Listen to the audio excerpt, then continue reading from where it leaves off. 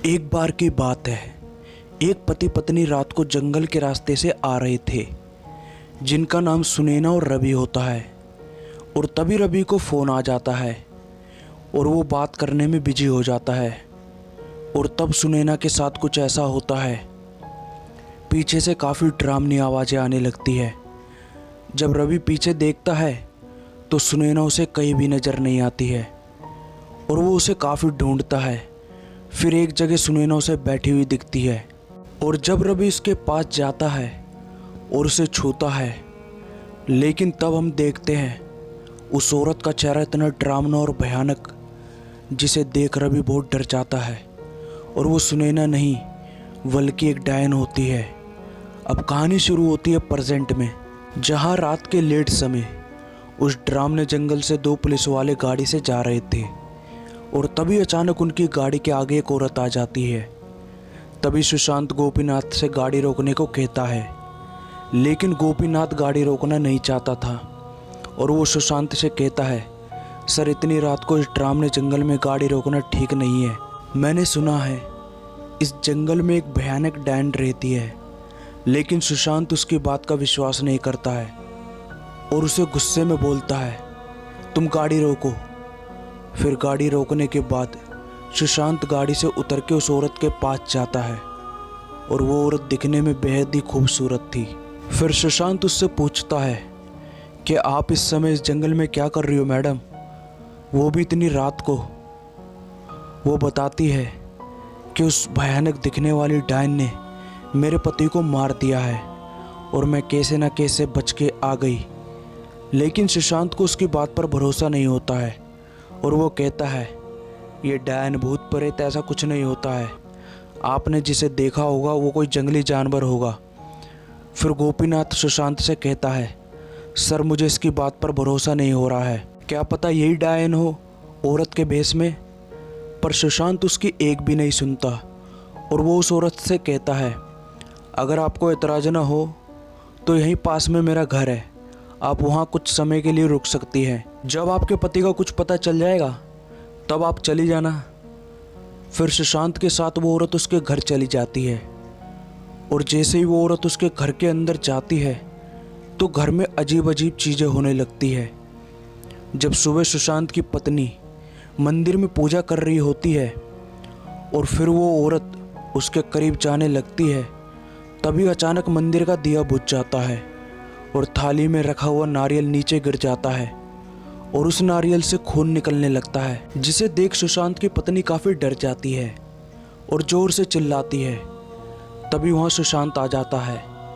उसकी पत्नी उसे घटना के बारे में बताती है, लेकिन सुशांत कहता है, ये सब एक हादसा हो सकता है, तुम घबराओ मत। उसके बाद सुशांत जब खाना खा रहा होता है तभी उसकी बेटी की चिल्लाने की आवाज़ आती है और वो सब उसके पास जाते हैं और वहाँ देखते हैं दो कबूतर बड़ी बेरहमी से मरे पड़े थे। ये देखकर सुशांत की पत्नी और भी ज़्यादा डर जाती है और वो सुशांत से कहती है, जब से ये औरत हमारे घर में आई है तब से कुछ न कुछ घटनाएं घट रही है, तुम इसे यहाँ से भेज दो सुशांत। वो कहता है, यार तुम पागल तो नहीं हो गई हो, वो एक आम लड़की है और वो मदद के लिए रुकी है। और ऐसे ही सुशांत अपनी पत्नी की बात नहीं मानता है। उसके बाद सुशांत की पत्नी जब रात को पानी पीने के लिए उठती है और तभी उसे गेस्ट रूम की तरफ से अजीब सी डरावनी आवाज़ें आने लगती है और जब वो उस रूम की तरफ जाती है तो दरवाजे के छोटे से छेद में से अंदर देखती है और उसे अंदर वही औरत एक भयानक रूप में दिखती है, जिसे देख वो बहुत डर जाती है और भागने लगती है और वो डायन भी उसका पीछा करने लगती है। सुशांत की पत्नी अपने आप को एक कमरे में बंद कर लेती है और अपने पति को फ़ोन मिलाती है, लेकिन वो फ़ोन नहीं उठा पाता है। फिर वो गोपीनाथ को फ़ोन मिलाती है, जो उसके पति का अच्छा दोस्त भी था। फिर वो उसको अपने साथ घटी घटना के बारे में बताती है। तब गोपीनाथ कहता है, भाभी जी मुझे तो उस औरत पर पहले से ही शक था कि वो एक डायन है, आप चिंता मत करो, मैं अभी पुलिस चौकी जाता हूँ और सांप को घर लेके आता हूँ। फिर गोपीनाथ जैसे ही जा रहा होता है तभी वो भयानक डायन गोपीनाथ के आगे आ जाती है और वो उसे बड़ी बेरहमी से मार देती है। फिर सुबह सुशांत अपने घर आता है, तब उसकी पत्नी उसे रोते हुए रात की सारी कहानी बताती है कि वो औरत एक भयानक डायन है सुशांत, उसे यहाँ से भगा दो, मैं सच कह रही हूँ। लेकिन सुशांत को तो बिल्कुल भी भरोसा नहीं होता है अपनी पत्नी की बात पर और वो उस पर काफ़ी गुस्सा भी करता है।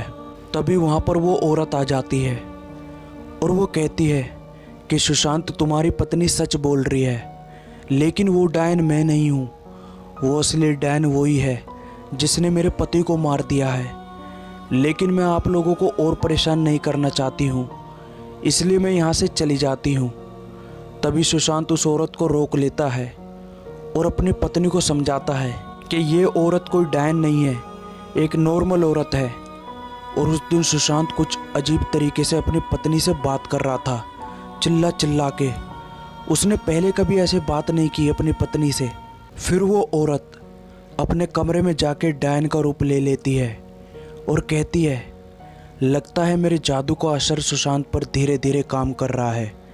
जहाँ हमें पता चलता है कि वो सुशांत के खाने में कुछ टोटका कर देती है और रात होते ही वो अपने कमरे में जादू टोना करने लगती है डायन के रूप में और वो सुशांत को अपने वश में कर लेती है।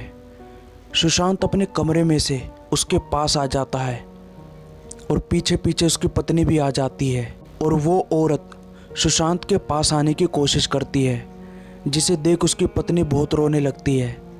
फिर सुबह सुशांत की पत्नी अपनी माँ को फ़ोन करके सब कुछ बताती है।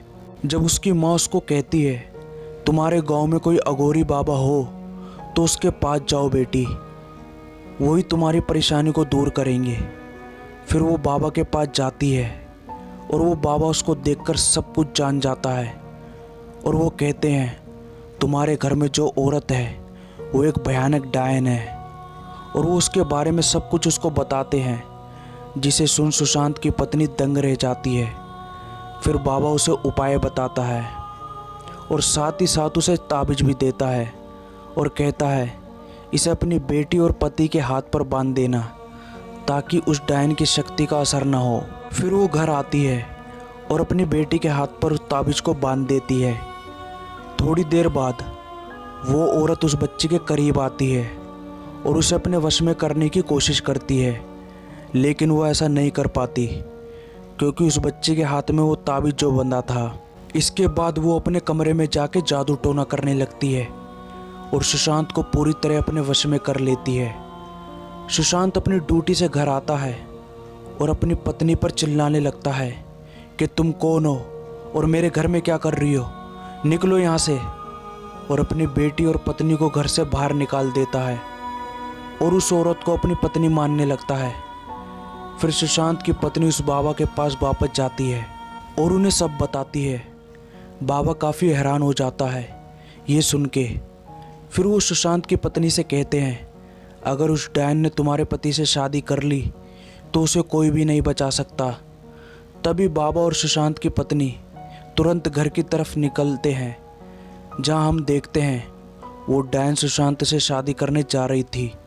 और जैसे ही सुशांत उसकी मांग में सिंदूर भरने जाता है, तभी उसकी पत्नी आके उसे धक्का दे देती है और तभी वो औरत डायन का रूप ले लेती है, जहां बाबा उसे रोकने की कोशिश करता है और सुशांत की पत्नी से कहते हैं, जल्दी से वो करो जो मैंने तुम्हें कहा था।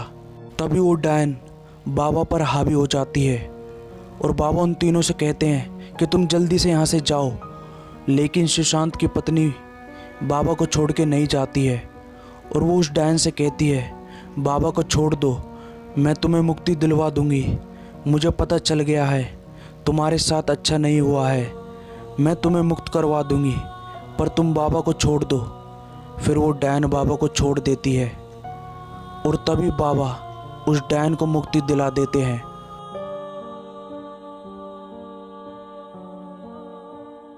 तो दोस्तों, ये कहानी आपको कैसी लगी हमें कमेंट करके ज़रूर बताएं और वीडियो को लाइक और चैनल को सब्सक्राइब ज़रूर करें। मिलते हैं अगली कहानी में।